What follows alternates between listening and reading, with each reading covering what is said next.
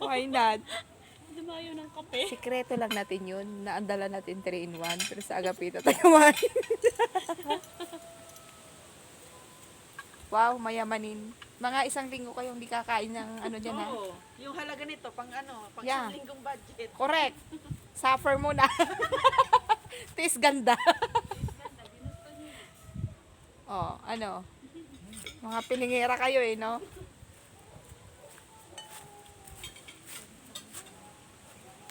Ano tawag sa pagkain na yan?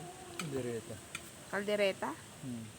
Ito, anong sabi niya kanina? Ano daw yan? Lumpia. Lumpia sa... Meron pa diba yung parang meron pa sila yung wala This yata one, anong tawag dyan? Tilapia.